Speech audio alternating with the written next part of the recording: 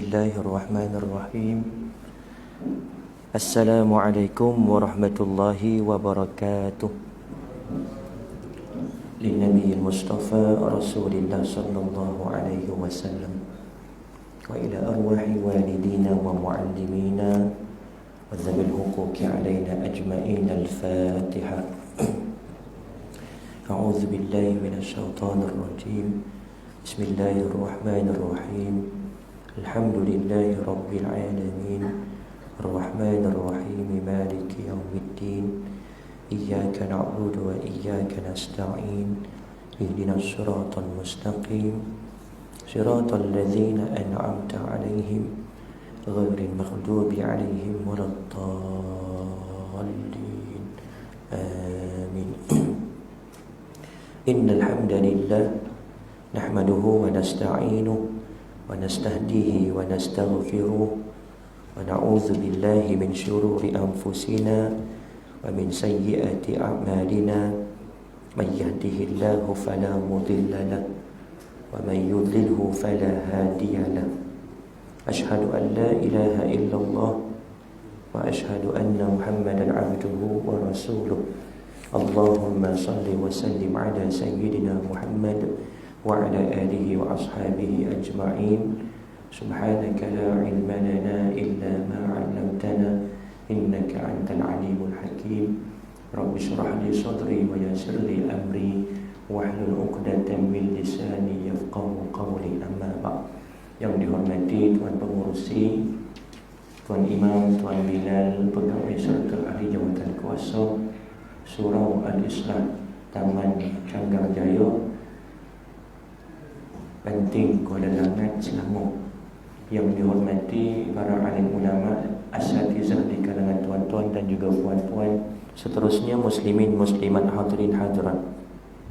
Alhamdulillah, pertama dan selama-lamanya kita merafakkan kesyukuran kehadrat Allah Subhanahu wa taala atas izin dan rahmatnya dapat kita berkumpul pada malam ini bagi menyambung pengajian kita dalam kitab Faham Faraid karangan Al-Fadil Ustaz Hilmi Hanis bin Muhammad.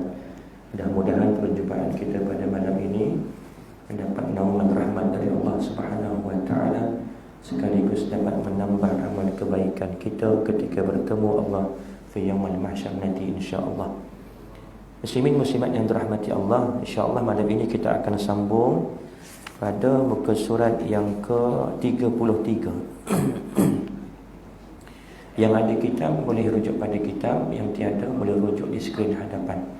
Tiap-tiap kuliah saya akan paparkan kitab dalam bentuk PDF.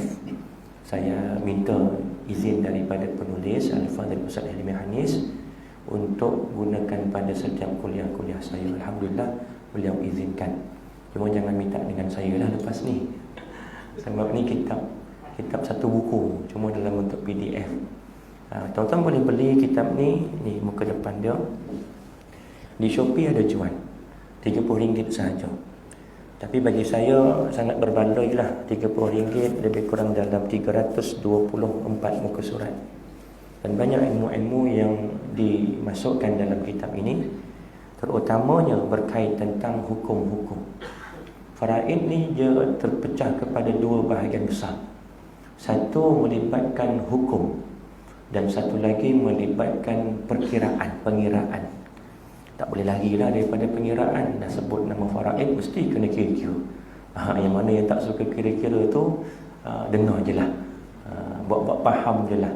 Daripada kecil, kalau ilmu hisab punya kelas, ponteng lagi. Matematik punya kelas lagi. Sebab tak suka. Ada orang macam tu. Jadi buat-buat dengarlah. Selagi mana duduk di dalam majlis ilmu, mudah-mudahan mendapat naungan malaikat dan juga rahmat Allah Subhanahu wa taala. Semua muslimat yang dirahmati Allah, kita masih lagi dalam tajuk besar, iaitu sumber hukum faraid. Bila kata hukum taklifi ada 5. Wajib, sunat, harus, makruh dan juga haram. Dan bila kata sumber, mesti daripada sumber-sumber yang boleh untuk dijadikan dalil. Dan kita punya sumber utama adalah daripada Al-Quran untuk mengistinbat hukum. Para imam dalam menentukan hukum memerlukan dalil. Daripada dalil maka mereka akan mengistinbat. Istilahnya mengistinbat. Kalau dalam bahasa Melayu, ibarat kalau kain tu kain basah, kain good morning, dicelupkan dalam air, kemudian kita perah sehingga titisan yang terakhir. Itulah ibarat istinbat, iaitu para imam Abu Hanifah, Imam Malik, Imam Ahmad, Imam Syafi'i mengambil dalil mengistinbat, maknanya daripada dalil tadi mengeluarkan hukum. Cara bagaimana? Dengan ilmu alat, ilmu macam-macam lah. Kita ni sebab kita bukan seorang mujtahid. Bagi para imam, mereka layak untuk mengistinbat hukum daripada dalil. Baca tu mereka faham. Kita ni baca pun belum tentu lagi betul barisnya. Jangankan nak faham. Kalau tulisan bahasa Arab tu tak ada baris, kita baca pun belum tentu betul barisnya. Apatah lagi nak faham, nak mengistinbat. Tetapi para imam dia mengistinbat hukum, maka keluarlah hukum taklifi yang 5 tadi. Ini hukumnya wajib, ini hukumnya haram, ini hukumnya harus, sunat, makruh. Yang lepas kita bincangkan hukum yang pertama, Al-Quran. Cuma dalam Al-Quran Allah Subhanahu Wa Taala memberikan 2 jenis, menurunkan Al-Quran itu berkait tentang faraid, 2 jenis ayat. Satu ayat secara umum, iaitu dalam surah An-Nisa ayat yang ke-7 Allah Subhanahu Wa Taala berfirman, A'udzubillahi minasyaitonir rajim, lirrijali nasibun mimma tarakal walidani wal aqrabun walinnisa'i nasibun mimma tarakal walidani wal aqrabun mimma qalla minhu aw kathur nasiban mafruḍa. Bagi golongan lelaki, kata Allah, golongan lelaki ni maknanya waris lelaki. Ada kematian, ada harta, maka ada warisnya. Ada pusakanya, ada warisnya. Bagi golongan lelaki, ada bahagian pusaka dari peninggalan ibu bapa dan kerabatnya. Dan bagi golongan perempuan pula, ada bahagian pusaka daripada peninggalan ibu bapa dan kerabatnya. Sama ada sedikit atau banyak daripada harta yang ditinggalkan itu, iaitu bahagian yang telah diwajibkan, yakni ditentukan oleh Allah Subhanahu Wa Taala. Ini jenis yang pertama secara umum. Maknanya kita belum tahu lagi perinciannya. Memang ada pusaka di kalangan waris lelaki dan perempuan, tapi siapa yang dapat? Berapa bahagiannya? Itu maksud ayat secara umum. Dan kita akan masuk kategori yang kedua, iaitu kategori ayat yang khusus. Yang lepas kita dah bincangkan surah An-Nisa ayat yang ke-11, A'udzubillahi minasyaitonir rajim, yusikumullahu fi auladikum lidzakari mithlu hazzil unthayain, ila akhir ayat. Ayat 11 ini Allah memberi panduan kepada kita, perintah. Yusimi maknanya perintah. Allah mewajibkan kepada kita dalam menghukumkan, memberikan pusaka kepada anak-anak, iaitu bahagian lelaki 2, bahagian perempuan 1. Nisbah 2 dengan 1, lelaki 2, perempuan 1. Dalam ayat yang 11 juga Allah menceritakan dengan terperinci bahagian bapa berapa, bahagian ibu berapa, dan bagaimana keadaan mereka, 1/6 ketika mana, 1/3 ketika mana. Disambung dengan ayat yang ke-12, tadi yang ke-11 tentang anak, ibu dan juga bapa. Ayat yang ke-12, ayat selepasnya, Allah berfirman, A'udzubillahi minasyaitonir rajim, walakum nisfu ma taraka azwajukum illam yakul lahunna walad. Bagi kamu suami-suami pula. Ini khusus. Maknanya Allah tentukan siapa waris. Suami-suami akan dapat nisfu ma tarak, 1/2 daripada peninggalan isterinya, andai misal kata isterinya mati tidak meninggalkan anak. Ila akhir ayat. Ayat yang sama ceritakan tentang suami dapat 1/2, 1/4, isteri 1/4, 1/8. Dan ada disambung lagi bahagian bagi adik-beradik seibu, yang mana bila dia seorang akan dapat 1/3. 1/6. Kalau misal kata 2 orang atau lebih, tak kira lelaki perempuan, mereka akan syuraka, berkongsi di kalangan adik-beradik tadi. Dengan syarat adik-beradik ni bila nak dapat syarat si mati kena kalalah. Makna kalalah ni apa? Si mati yang tidak ada waris ayah dan ke atas, dan tidak ada waris anak lelaki dan ke bawah. Maka waris si mati ini dikategorikan istilahnya sebagai kalalah, iaitu tiada waris atas, bapa dan datuk ke atas, tiada waris bawah, anak cucu dan ke bawah. Barulah adik-beradik dapat. Ini ayat yang ke-12, cerita tentang suami isteri adik-beradik seibu. Yang mana seibu dia tak terikat dengan nisbah 2 lelaki, lelaki perempuan tak ada, 2-1 tak ada. Bila kata ada saja seorang, 1/6. 2 orang atau lebih lelaki perempuan kongsi sama rata. Ini bagi yang seibu, sama ibu lain bapa. Malam ni kita masuk ayat yang ketiga, iaitu surah An-Nisa juga, ayat yang ke-176. Apa kata Allah? Firman Allah Subhanahu wa taala, a'udzubillahi minasyaitonir rajim, yastaftunaka qulillahu yuftikum fil kalalah in imru'un halaka laysa lahu waladun wa lahu ukhtun falaha nisfu ma tarak wa huwa yarithuha illam yakul laha walad fa in kana tasnataini falahuma thuluthani mimma tarak wa in kanu ikhwatan rijalan wa nisaan falizzakari mithlu hazzil unthayain yubayyinullahu lakum an tadillu wallahu bikulli syai'in alim. Yang bermaksud mereka meminta fatwa kepadamu tentang kalalah. Jadi kalalah ni istilah yang disebut oleh Allah dalam Al-Quran. Kalalah maknanya apa? Lihat nota kaki di bawah nombor 37. Berasal daripada perkataan al-kulla yang bermaksud lemah. Al-kalalah di sini bermaksud si mati tidak mempunyai ayah serta keturunan ke atas datuk, moyang dan ke atas lelaki. Ayah atau moyang, atas moyang apa kita panggil? Apa dah istilahnya tak tahulah. Kalau anak, cucu, cicit, piutnya. Kalau yang belah atas, bapa, datuk, moyang, apa? Tak pernah panggil sebab tak ada. Tapi ada istilahnya, maknanya selagi ada, dia tak dikira sebagai kalalah. Jadi adik-beradik tak akan dapat selagi mana si mati ini tidak berstatus kalalah. Kalalah apa dia? Di sini si mati tidak mempunyai ayah serta keturunan ke atas, datuk, moyang lelaki dan anak serta keturunan ke bawah, cucu, cicit, piut dan seterusnya. Iaitu jika seseorang meninggal dunia dan dia tidak mempunyai anak dan mempunyai saudara perempuan seibu sebapa atau sebapa.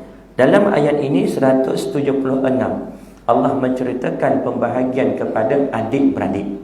Cuma adik-beradik dalam ayat ini hanya khusus kepada adik-beradik seibu sebapa dan juga adik-beradik sebapa. Seibu sebapa dan sebapa ni sama keadaan. Ayat yang ke 11, 12, walakum nisfu ma taraka azwajukum ila akhir ayat, cerita tentang adik-beradik juga, tetapi yang itu adik-beradik seibu. Jadi kalau kita lihat pada rajah yang biasa saya tunjukkan ini, adik-beradik ni dia ada 3 jenis. Yang pertama adik-beradik seibu sebapa.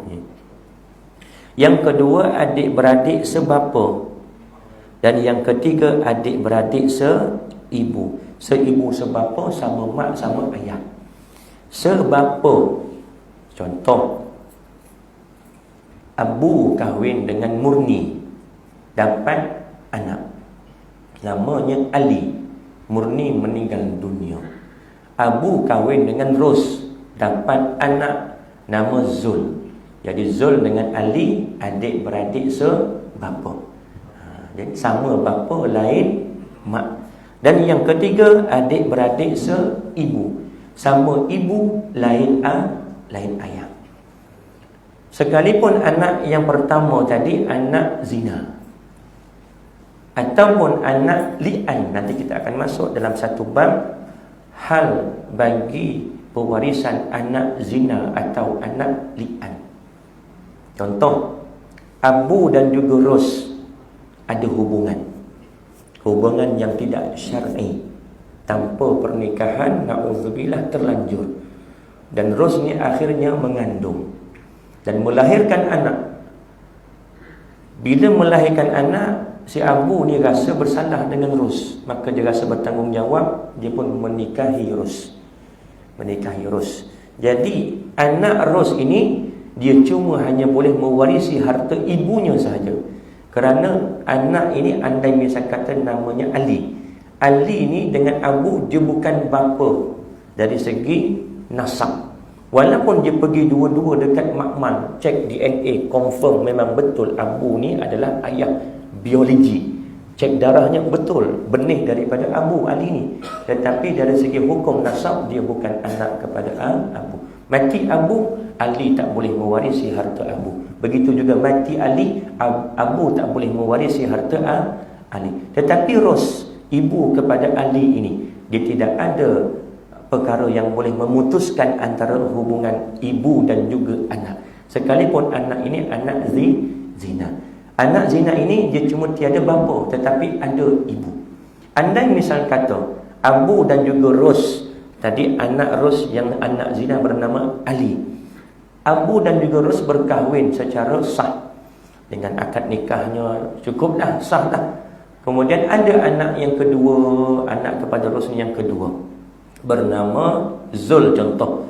Jadi Zul dengan Ali adalah adik-beradik seibu, sama ibu, lain bapa. Zul bapanya abu, Ali tiada bapa. Atau juga sama juga janda, ada anak dua, kematian suami, kahwin dengan lelaki lain, dapat anak yang baru. Anak yang baru dengan anak yang lama dikira sebagai adik-beradik seibu, sama ibu lain bapa. Jadi yang seibu ini dalilnya daripada surah An-Nisa ayat yang ke-13. Kita malam ini bincang seibu sebapa dan sebapa dalam ayat 176.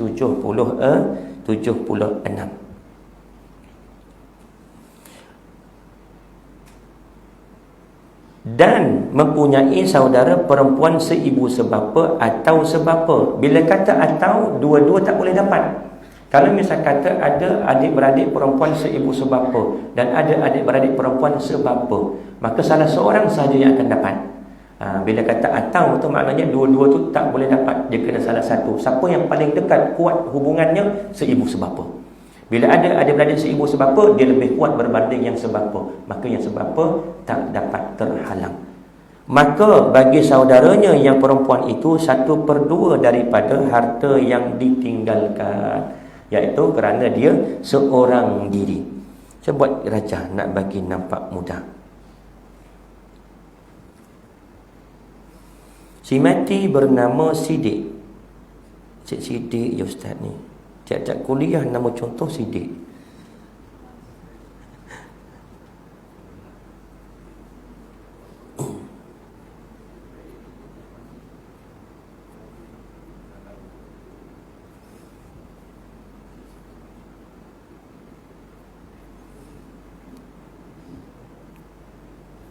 Okey, Sidik ni meninggal dunia, status dia mesti kena kalalah.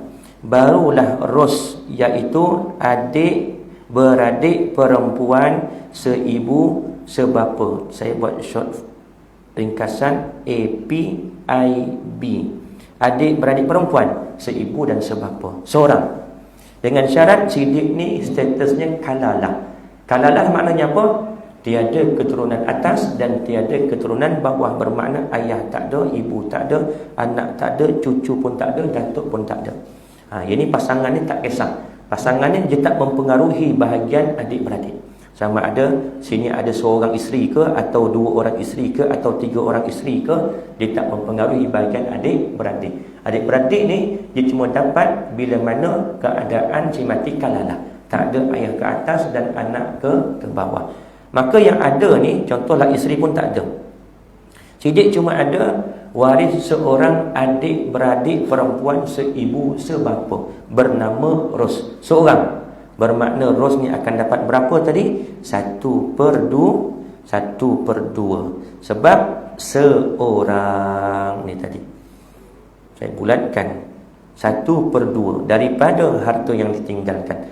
Dan saudaranya yang lelaki seibu sebapa atau sebapa mewarisi seluruh harta saudara perempuan.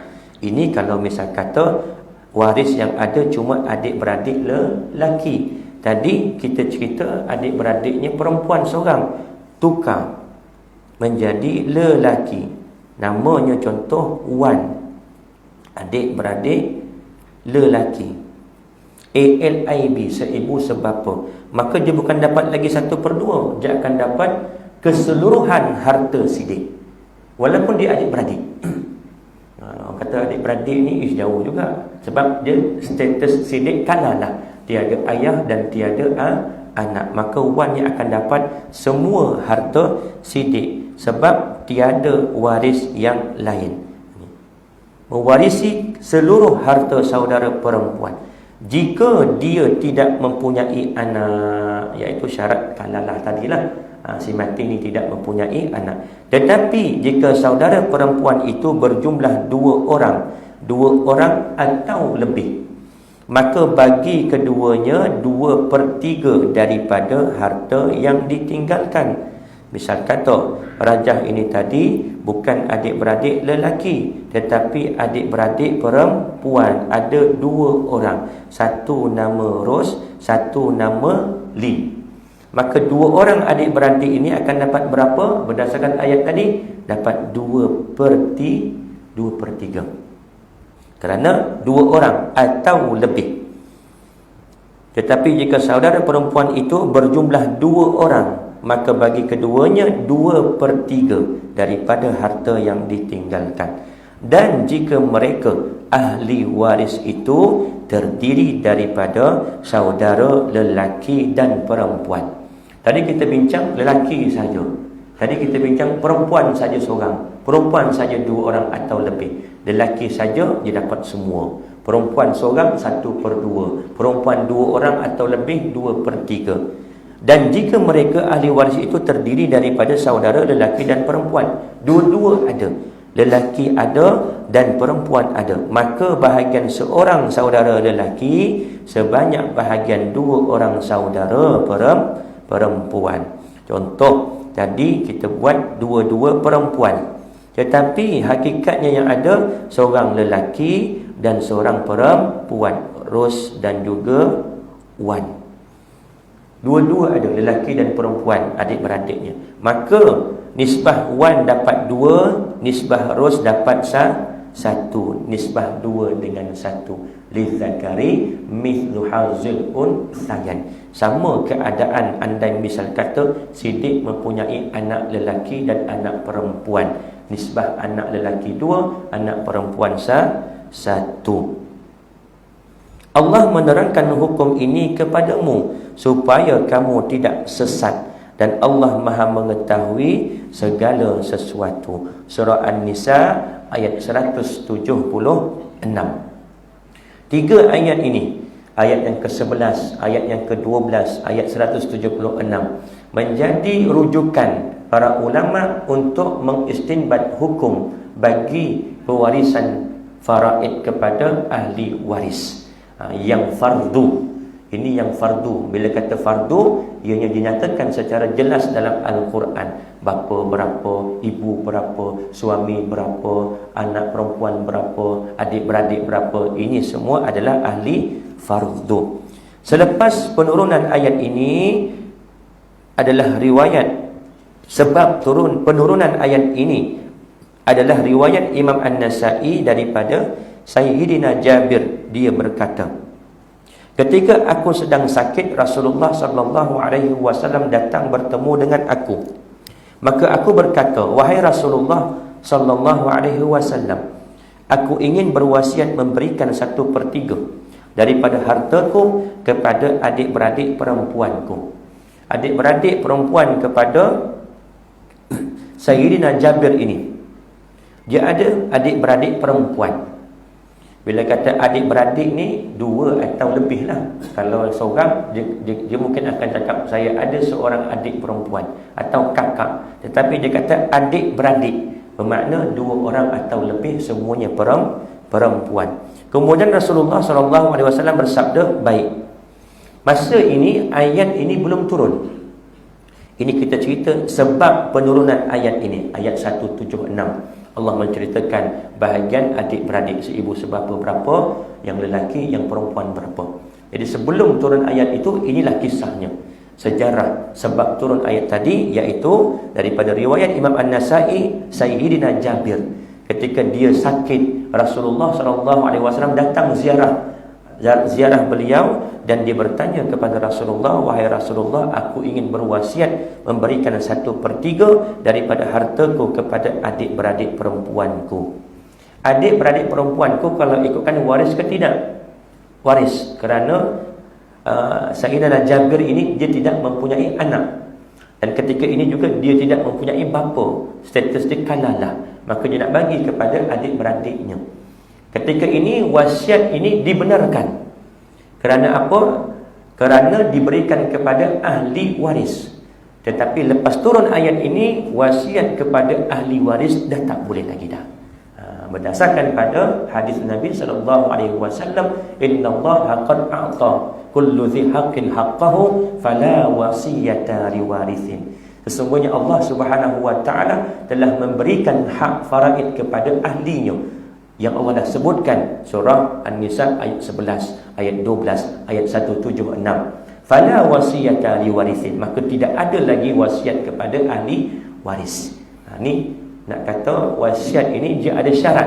Tak semua wasiat si mati waris kena laksanakan. Lihat selagi mana cukup syarat, cukup rukun, maka baru wajib waris untuk laksanakan wasiat.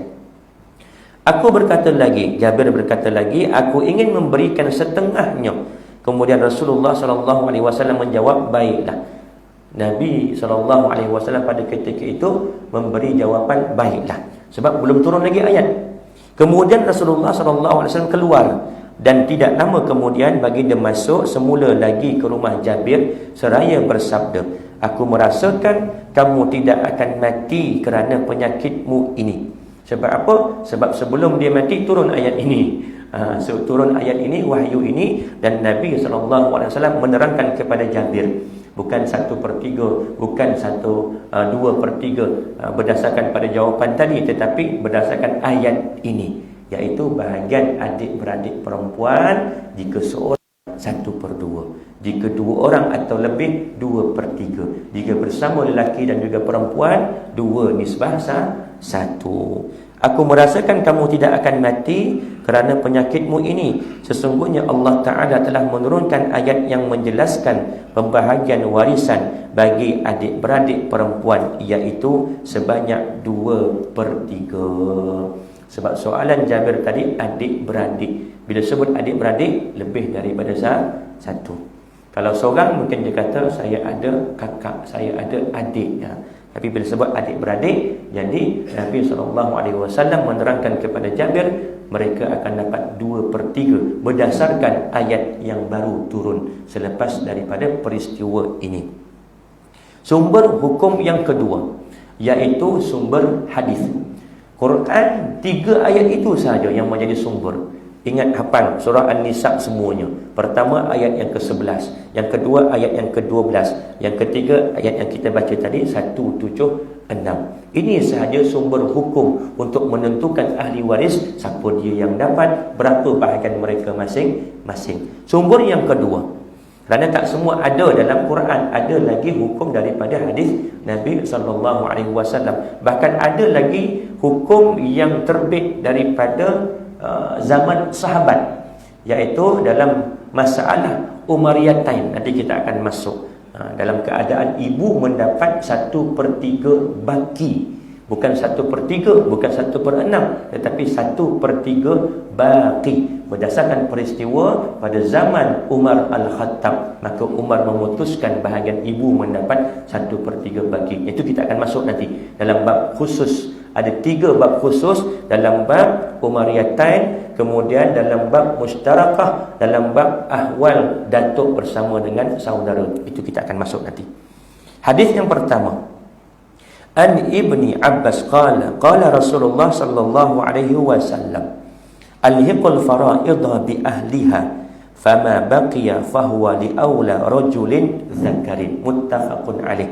Daripada Abdullah bin Abbas radhiyallahu anhuma berkata, sabda Rasulullah sallallahu alaihi wasallam, berikan bahagian warisan yang ditentukan kepada pemiliknya, iaitu ahli fardu. Adapun baginya, maka bagi waris lelaki yang paling dekat nasabnya. Alhiqul fara'ida bi ahliha, iaitu ahli fardu. Maka hadis ini juga menunjukkan bahawasanya dalam pembahagian faraid, kita kena dahulukan ahli fardu terlebih dahulu. Ada baki baru kepada ahli asabah. Nanti kita akan masuk dalam bab asabah. Ada ahli fardu, ada ahli asabah. Ahli fardu siapa? Ahli yang Allah jelaskan dalam Al-Quran. Ayat 11, ayat 12, ayat 176. Selain daripada itu, ahli asabah berdasarkan fahuwa li aula rajulin zakarin, iaitu bagi lelaki yang dekat dengan si mati. Paling dekat. Kalau misal kata ada 2, 1 dia yang dapat, iaitu yang paling dekat dengan si mati. Nanti kita akan masuk dalam bab asabah. Hadis yang kedua, An Usamah bin Zaid anna Nabiy sallallahu alaihi wasallam qala la yarithul muslimul kafira wa la yarithul kafirul muslim. Muttafaqun alaih.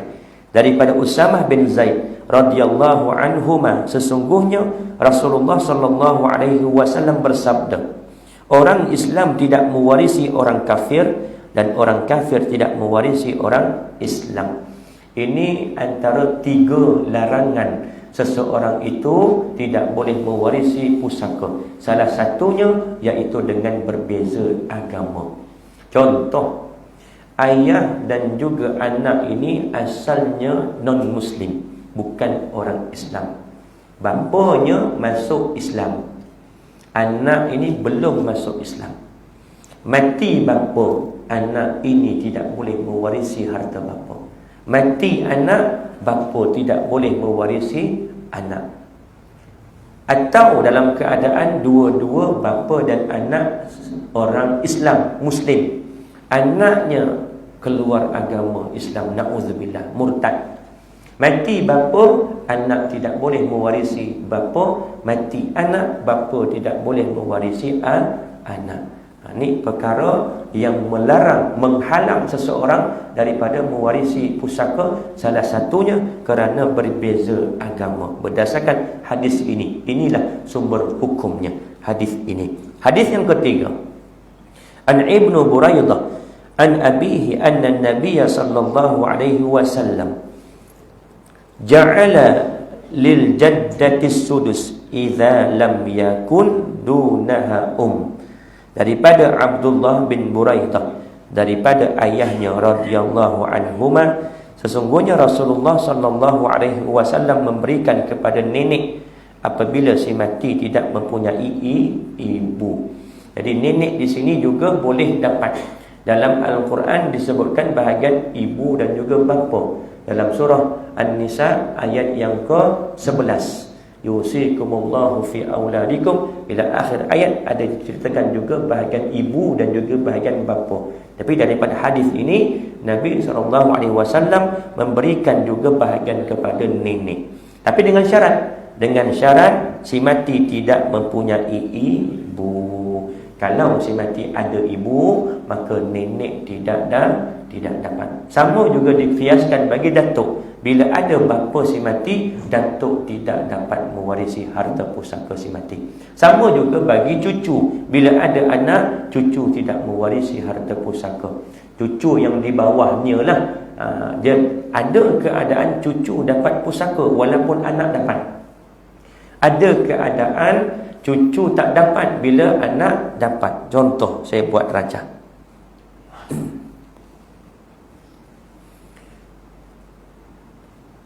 Ini sidik mati. Sidik lagi. Dia ada anak 2 orang. 1 lelaki, 1 perempuan. Lelaki saya letak simbol petak, perempuan saya letak simbol bulat. Jangan tanya kenapa. Yang lelaki namanya Wan, yang perempuan namanya Wani. Wan ni ada 2 orang anak, Wani juga ada 2 orang anak. Seorang lelaki, seorang perempuan. Seorang lelaki, seorang perempuan. Nama sini Zul, yang sini Zuli. Nama sini siapa lagi? Man. Yang perempuan Ros, contoh. Okey, yang dikatakan anak menghalang cucu. Okey, dekat sini kita nampak ada berapa orang waris? 1, 2, 3, 4. Man dengan Ros ni waris ke tidak? Bukan waris, walaupun dia cucu. Tapi kita kena ingat, berdasarkan rajah yang sering saya kongsikan ini, bila dikatakan cucu adalah dari jalur anak lelaki, bukan dari anak perempuan. Anak perempuan ni, kalau misalnya kata ada anak, dia bukan waris. Bila kata cucu, dari anak lelaki, barulah dia termasuk sebagai waris. Jadi Man dan juga Ros ni memang confirm bukan waris, kerana cucu dari anak perempuan. Jadi Wan dan juga Wani, bila Wan dan Wani ada, Zul dengan Zuli dapat ke tidak? Tak dapat. Tak dapat dua-dua ni. Sebab ada anak. Keadaan sidik mempunyai anak, iaitu Wan dan juga Wani. Anak siapa? Anak lelaki terutamanya. Kalau misal kata Wan mati dulu. Contoh, Wan mati pada tahun 2020. Sidik mati tahun ni 2023, tahun lepas. Masih ingat 2023 lagi tahun ni, padahal dah 2024 dah. 2023 Sidik mati. Wan mati tahun 2020. Siapa mati dulu? Wan mati dulu. Jadi bila Sidik mati, anaknya berapa orang yang tinggal? Seorang je lah. Siapa dia? Wani. Laki perempuan? Perempuan. Berapa Wani akan dapat? 1/2, kerana seorang. Kalau ada 2 orang perempuan, baru dapat 2/3. Jadi bila Wani seorang, dia akan dapat 1/2. Ada tak baki? Adalah baki. Berapa? 1/2 lah. 1/2 baru cukup 1. Jadi baki tadi akan dapat dekat siapa? Akan dapat dekat cucu-cucu daripada Wan tadi, Zul dan juga Zuli. Mereka akan dapat 1/2, yang mana Zul akan dapat 2 bahagian, Zuli akan dapat 1 bahagian. Nisbah 2 dengan 1. Jadi kalau kita lihat pada rajah ini, cucu dapat, anak dapat. Tadi masa Wan ada, anak dapat, cucu tak dapat.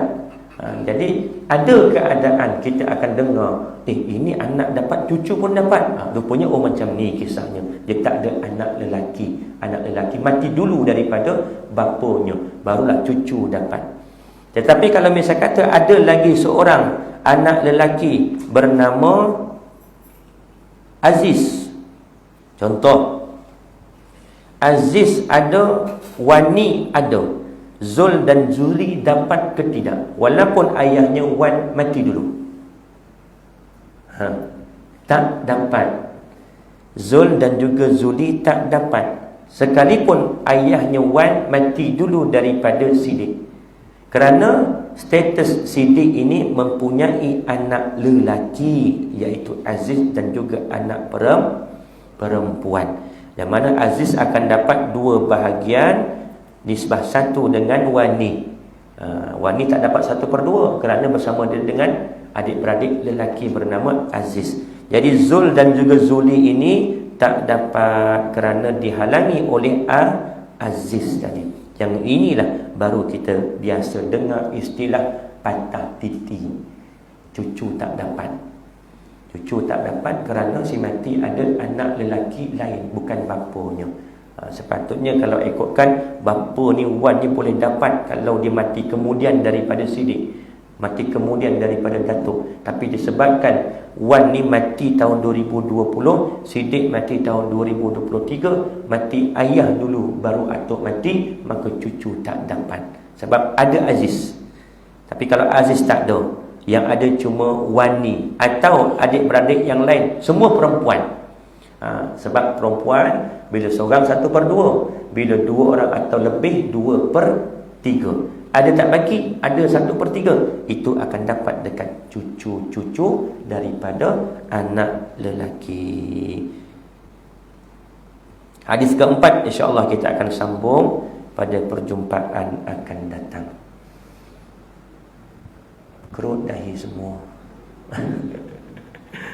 Takkan ni boleh faham tak? Saya cuba terangkan satu-satu ayat saya seketul-seketul supaya mudah faham. Ada soalan lagi? Jadi yang hadis ketiga tu, bila yang anak yang lelaki yang meninggal dulu, okey, cucu tak dapat. Tapi kalau dalam kes sekarang banyak bergaduh tu tak? Ya. Banyak bergaduh. Ada macam mana yang sepatutnya bapa dia meninggal dulu, dia dapat kat anak. Sebab kita memang tak ada apa-apa ni lah, rujuk pada hadis ni lah. Tapi kalau pergi dekat pusaka kecil pun, anak cucu tadi dia tak ada hak. Andai misalnya kata si mati ada anak lelaki.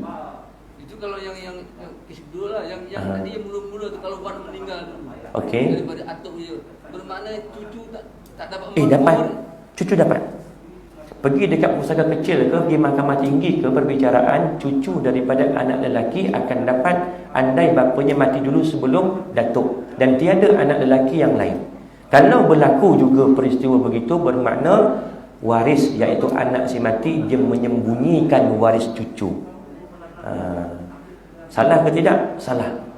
Dari segi undang-undang salah, dari segi hukum juga salah. Kerana cucu tadi ada hak kerana tidak ada anak lelaki si mati yang lain. Yang ada cuma bapanya saja, tapi bapanya mati dulu daripada datuk, barulah cucu akan dapat. Jadi cerita tentang realiti ni banyak berlaku. Yang tak ikut undang-undang pun ada, boleh jadi. Yang tak ikut hukum apatah lagi. Yang tak ikut hukum ni saya contoh, yang dah dihibahkan, yang dah diwasiatkan pun tak dilaksanakan. Hukum diambil juga, makan harta batil. Contoh, ayah ni cakap dah dengan anak, nanti waktu ayah dah mati nanti tanah dekat ujung kampung seekar tu kamu berikan kepada pihak masjid untuk diwakafkan tanah kubur. Contoh, anak ni dengar, baik ayah, insya-Allah nanti kalau ayah dah tak ada, saya akan laksanakan wasiat ini. Pihak masjid tahu ke tidak? Belum tahu lagi. Mati ayah, anak ni fikir dalam hati dia, dalam kepala dia, kalau aku bagi seekar tu, bermakna bahagian aku akan berkurang. Sebab turutan kewajipan harta ni, harta pusaka nak diuruskan ni, dia kena uruskan dulu hak harta, pengurusan jenazah, hutang si mati, wasiat jika ada, kemudian barulah faraid. Jadi kalau diuruskan wasiat tadi, bagi tanah seekar tu kepada pihak masjid, bermakna baki yang ada jadi sikit, baru dapat dekat dia. Jadi dia kata, tak apalah, masjid pun tak tahu, lebih baik aku senyap-senyap, yang seekar tadi masukkan terus untuk proses faraid. Boleh tak boleh berlaku dalam undang-undang kita? Kalau dia menyembunyikan perkara tu, boleh. Dia dapatlah tanah tu, tetapi makan harta batil. Kullu lahmin nabatat min haramin fannaru awla bih. Cerita tentang ni saya nak cerita. Ini minggu lepas saya ada kuliah di Batu Laut. Malam kuliah, petang tu ada orang telefon saya, "Ustaz, saya nak jumpa Ustaz malam ni." Saya kata, "Saya ada kuliah malam ni, lewat sikit boleh ke?" "Boleh. Dalam pukul 9.30 lebih kurang kita akan jumpa." "Baiklah." "Kat mana?" "Dekat Medan Selera, Batu Laut." Bila pergi, ramai orang pergi ke kedai lain, kedai Tom Yam. Jadi bila jumpa, saya pendekkan cerita, jumpa dengan dia dengan isteri dia. Jumpa Penjumpa tanya, "Encik dari mana?" "Saya dari Puchong," katanya. "Hai, Puchong." Saya terkejutlah. "Dari Puchong datang ke Batu Laut?" "Ya, Ustaz." "Dekat Puchong tak ada orang lain ke nak tanya?" Dia kata, "Saya jumpa Ustaz, tengok Ustaz dekat Facebook, dekat YouTube, jadi nombor Ustaz saya ada, saya call lah." Jadi pendekkan cerita macam ni Ustaz. Okay, saya nak minta izin isteri saya rakam, boleh tak? Supaya nanti ini jadi bukti kepada waris-waris yang lain. Okey, tak apalah, saya kata. Dia nak tanya tentang harta peninggalan atuknya yang mana, saya buat lakaran. Atuknya nama Sidik, contoh. Sidik lagi. Adakah nama Sidik sini? Tak ada, Alhamdulillah. Sidik dia ada anak. Contohlah anaknya 4 orang. 2 lelaki, 2 perempuan. Yang datang jumpa saya ni adalah cucu daripada Sidik. Contohlah namanya Zul, maknya namanya Ros. Sidik ni mati. Sidik mati tahun 2020. Ros mati pada tahun 2010, contoh. Sebab isu dia Ros ni mati dulu. Ros ni mati kemudian.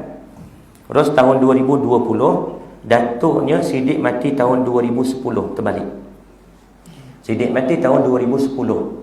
Maka Ros ni mati tahun 2020. Sebelum Ros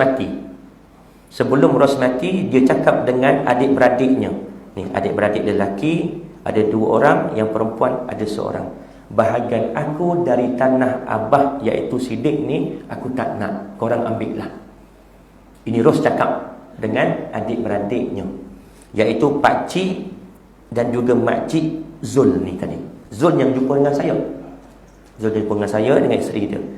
Jadi, dan Ros ni juga pernah bercakap dekat Zul dan juga anak-anak yang lain, yang mana tanah atuk tu mak tak nak, mak dah bagi dekat pakcik-pakcik kamu. Jadi Zul ni bila maknya mati tahun 2020, 3 tahun lepas. 3 tahun lepas baru nak diuruskan harta datuknya, iaitu tanah Sidik. Bila nak diuruskan tanah Sidik, pergi ke bicara kuasa, pergi ke pejabat pusaka kecil. Zul dan juga adik-beradik yang lain ini juga termasuk waris. Kerana apa? Kerana ibunya Ros ini mati selepas Sidik. Cuma Zul dan juga adik-beradik ni bukan mewarisi harta Sidik, dia mewarisi harta Ros. Sebab dia tak boleh mewarisi harta Sidik kerana dia terhalang, ada anak lelaki yang lain. Tetapi dia mengambil bahagian Ros. Puncanya belum tukar nama. Kita bertangguh uruskan pusaka. Tahun 2010 atuk ni mati, 2023 baru nak urus. Bila Ros ni mati, maka Zul ini termasuk juga sebagai waris. Jadi dia cakap dengan saya tanya dengan kawan-kawan saya di bahagian tanah apa semua, dia kata saya ada hak menuntut tanah bahagian mak saya. Dari segi undang-undang betul. Dari segi undang-undang betul, kerana tanah Sidik tadi belum pindah milik kepada pakcik-pakciknya dengan makciknya semasa hidup maknya tadi. Kalau ikutkan, bila maknya kata, Ros ni kata, "Tak apalah bagian aku tak nak, korang buat terus tukar nama, dapat dekat 3 nama saja, pakcik dan juga makcik. Takkan turun kepada Zul dan juga adik-adik yang lain." Tetapi tak diuruskan segera, mati Ros. Maka Zul dan juga adik-beradik lain juga termasuk waris. Sebab kaedah bila kita nak uruskan di pejabat pusaka kecil, waris yang ada mesti kena hidup. Siapa yang last sekali, dia akan masuk dalam geran, masuk dalam waris. Walaupun ada kematian 2, 3, 4 berlapis-lapis, jadi pegawai pusaka dia akan selidik, dia akan buat siasatan. Ini mati, bila mati lepas owner tanah mati. Okey, ada tak anaknya? Ada. Anaknya pun mati. Bila mati lepas ownernya mati. Okey, ada tak anaknya lagi? Cicit kepada owner asal. Ada. Hidup tak hidup? Masukkan sebagai waris. Itu dalam kaedah untuk kita buat pengurusan, mesti akan masukkan waris yang hidup saja. Nama Ros tak boleh masuk sebab Ros dah mati. Jadi dia akan masukkan nama anak-anak Ros. iaitu termasuk zul ni tadi. Jadi dia cakap dengan saya, Ustaz, saya tanya dengan kawan-kawan saya ramai yang kerja dekat tanah bahagian pusaka, dia kata saya ada hak, saya boleh tuntut hak bahagian mak saya tadi untuk saya dan adik-beradik yang lain. Jadi berlaku perbalahan antara dia dan juga pakcik dan makcik ni. Kerana pakcik-makcik ni dia akan beranggapan engkau dah tak ada hak, mak engkau masih hidup, dah serahkan dekat kami, dah bagi dekat kami. Jadi ini bukan lagi harta ros, bukan harta mak kau lagi dah, bukan tanah mak kau. Cuma silapnya tak buat tukar nama, tak uruskan segera. Tu silap puncanya. Jadi bila dia cakap dengan saya, alhamdulillah lah saya kata, dekat sini kita dah jumpa dia punya punca kuasa. Kita dah jumpa dia punya point, iaitu maknya dah membuat hibah semasa hidupnya. Bila hibah atau wasiat pun sama juga hukumnya. Kita dah buat hibah, kita dah buat wasiat, walaupun belum tukar nama, walaupun belum ada hitam putih, maka sah hukum dari segi syarak jika rukunnya cukup, syarat sahnya cukup. Walaupun belum tukar nama, dalam arti kata lain, tanah tadi bahagian ros sudah menjadi milik adik-beradiknya lagi. Adik-beradiknya, bukan kepada zul dan juga adik-beradik. Dah pindah hak, cuma tak diuruskan, belum pindah milik. Jadi adik-beradik zul ni yang lain semua dah isi borang dah. Dia ada satu borang khas untuk melepaskan hak, menyatakan pengakuan dia untuk diberikan kepada pakcik-pakcik dan makciknya. Tinggal dia seorang je belum uruskan zul ni. Jadi bila dia dapat jawapan daripada saya, alhamdulillah Ustaz, saya dah lega. Betul lah kawan-kawan kata ada hak, tapi dari segi undang-undang sahaja. Tapi dari segi syarak saya tak ada hak. Maka malam ni juga saya akan isi borang tu bagi dekat pakcik saya. Sampai dekat Puchong, dia bagi WhatsApp dekat saya, screenshot gambar perbincangan dia dengan pakciknya. Dia dah melepaskan bahagian dia dan isi borang tu. Alhamdulillah, 3 tahun konflik ni tak selesai. Perbalahan ini yang Nabi SAW resah dan takutkan. Bila mana kata Nabi, aku ni manusia biasa yang akan mati, dan ilmu ini juga, ilmu faraid ini akan diangkat dengan cara matinya orang yang memiliki ilmu. Para ulama akan mati. Dan aku sangat takut dan resah akan datang nanti satu zaman akan berlaku pertelingkahan 2 orang saudara. Bila kata saudara ni maknanya melibatkan pusaka mesti dengan keluarga. Takkan berlaku gaduh kita dengan jiran dengan sebab harta ayah kita, tak ada. Mesti dengan saudara. Sama ada adik-beradik, sama ada kita dengan pakcik, kita dengan atuk, kita dengan mak, kita dengan ayah, bergaduh sebab harta. Yang Nabi SAW beritahukan akan datang, akan berlaku perbalahan, pertelingkahan 2 orang saudara kerana masalah faraid. Dan tidak ada dijumpai orang yang boleh menguruskan, meleraikan. Jadi malam tu dia rasa lapang sangat. Sampai dekat rumah dia kata, alhamdulillah Ustaz, saya dah isi borang tu dan saya dah bagi hak saya dekat pakcik saya. 3 tahun Ustaz, benda ni masih belum selesai. Tergantung proses tadi dengan sebab dia tak puas hati. Dia rasa dia ada hak. Dan dia cakap juga, sebab setahu saya Ustaz, dia kata faraid ini wajib. Jadi bagi dia sebagai waris yang ada hak dalam perbicaraan kuasa tu, dia menganggap dia adalah waris. Tapi dari segi hukum, maknya dah melepaskan hak kepada adik-beradik yang lain. Wallahu a'lam. Jadi jelasnya, yang berlaku realiti itu tak boleh dijadikan dalil. Kerana banyak berlaku masalah-masalah, orang kata penipuan. Dia menyembunyikan waris.